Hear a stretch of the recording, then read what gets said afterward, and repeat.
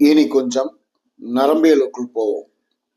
நான், பொறுப்பாளர்கள் உட்பட அனைவருக்குமே நரம்பியல் முறையில் ஒரே முறையை பயன்படுத்த வேண்டும் என்பது பிதாவின் கண்டிப்பிலும் கண்டிப்பான கட்டளை.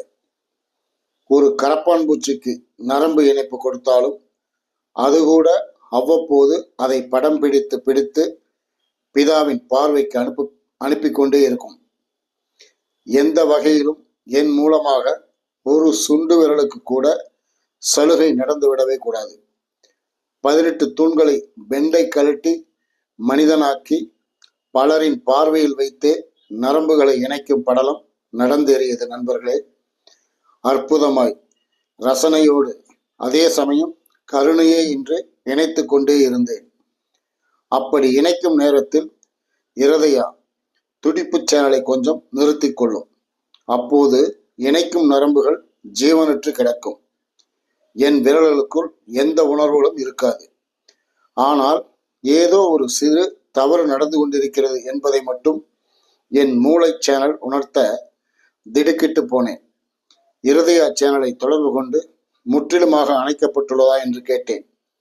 ஆம் என்று ஆணித்தரமாய் பதில் வர கொஞ்சம் குழம்பிவிட்டேன்.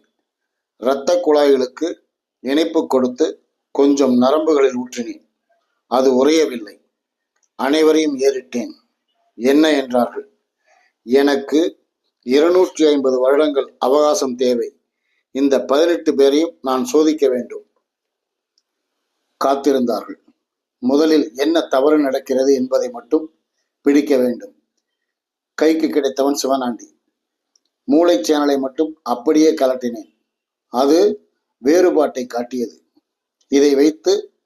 இதை வைத்தவனோடு தொடர்பு கொண்டேன். அது ஆரம்ப காலம். அப்படியெல்லாம் சில மூளைகள் செய்தோம். பதில் வர இணைப்பை துவங்கினேன்.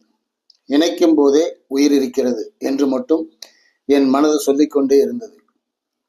18 தூண்களும் எழுப்பப்பட்டார்கள்.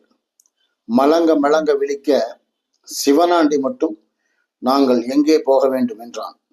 ஆகா, தவறுக்கு காரணமே இவன்தான். பிடித்தேன். என்னமோ செய்துவிட்டான்.